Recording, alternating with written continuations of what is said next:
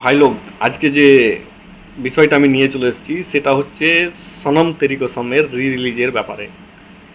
সনম তেরি কসম নামে যে পিকচার, হর্ষবর্ধন রানে আর আপনার মারওয়া হেনকো নামে যে অ্যাক্ট্রেস আছে, তাদের এই বইটা।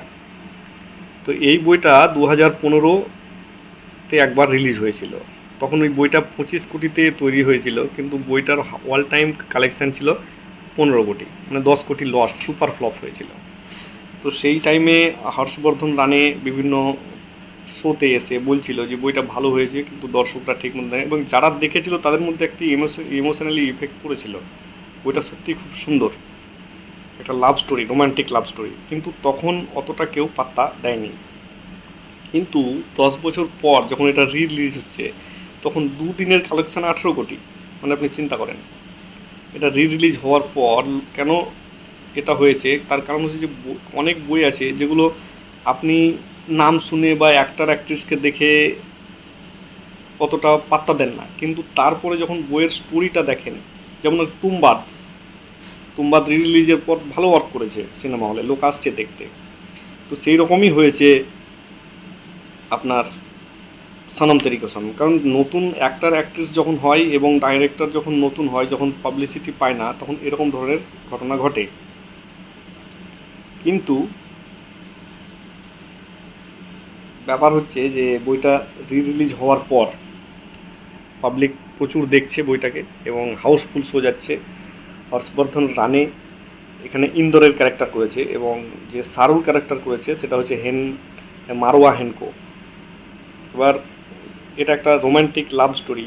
কাহিনিটা হচ্ছে এরকম যে একই ফ্ল্যাটের নিচে উপরে এই মারওয়া হেনকো এবং যে শাহরুখ ক্যারেক্টার করেছে এবং ইন্দর, হর্ষবর্ধন রানে, এরা থাকে। তো দুজনের মধ্যে একটা লাভ সিচুয়েশন চালু হয়ে যায়, কিন্তু যে শাহরুর বাবা, মানে যে হিরোইন নায়িকার বাবা, সে একটু পুরনো খেয়ালের, অর্থোডক্স, মানে বিভিন্ন রকম নিয়ম আছে, মেয়েকে এই করতে দেবো না, ওই করতে দেবো না, এই ওই বিভিন্ন রকম কিছু, এসব লাভ ভাব পছন্দ করে না, এরকম একটা ব্যাপার।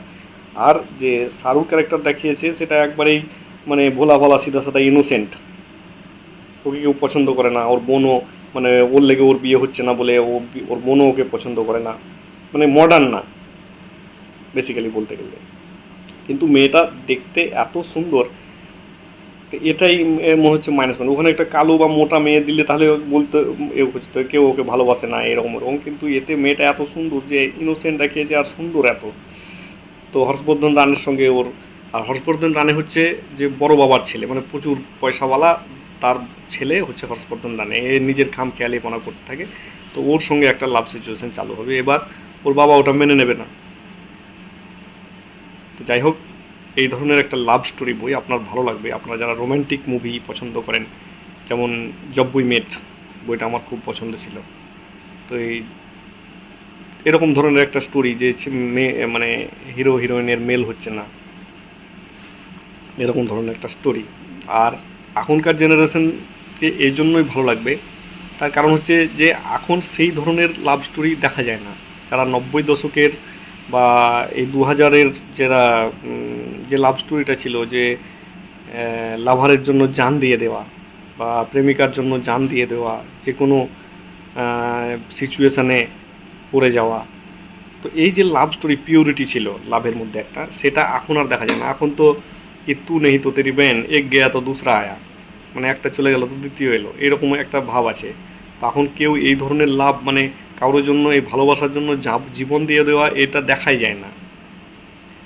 তো সেই জন্যই ইয়ং জেনারেশনরা এই ধরনের যে লাভ স্টোরি সেগুলো পছন্দ করবে, আর সেই জন্যই দর্শক যাচ্ছে। এটা ইউটিউবে অ্যাভেলেবল আছে বইটা, কিন্তু তাছাড়াও লোক বড় পর্দায় গিয়ে দেখছে, এবং ভালোই। আর বেসিক্যালি এর যে গানগুলো ফ্যান্টাস্টিক, যেমন খিচমেরি ফটো, খিচমেরি ফটো, সনম তেরি কসম, এই গানগুলো ওকে মানে ইমোশনাল করে দিচ্ছে। আর ইমোশনাল একবার যদি কোনো মানুষ হয়ে যায়, তার কাছে স্টোরি ফুরি এসব কিছু লাগে না।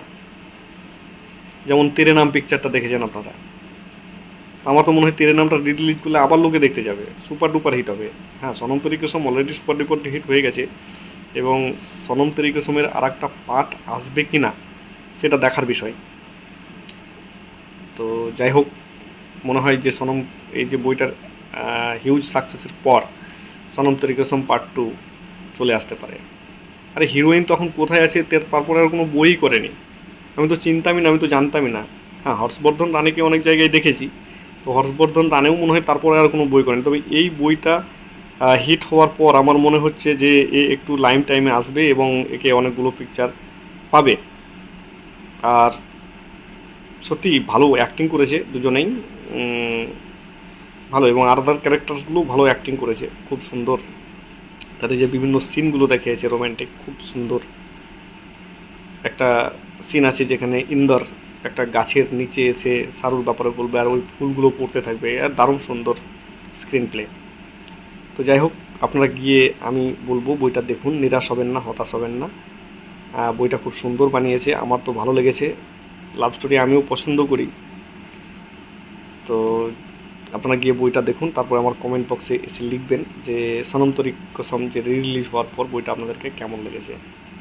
সত্যি ফ্যান্টাস্টিক মুভি, আমার খুব ভালো লেগেছে। আর গানগুলো দিয়েছে হিমেশ রেশমিয়া। হিমেশ রেশমিয়াকে আপনি যতই ব্যাড গায়ক বলেন, কিন্তু এই সিচুয়েশনে এই গানগুলো খুব ওয়ার্ক করেছে, খুব ভালো, সুন্দর বানিয়েছে।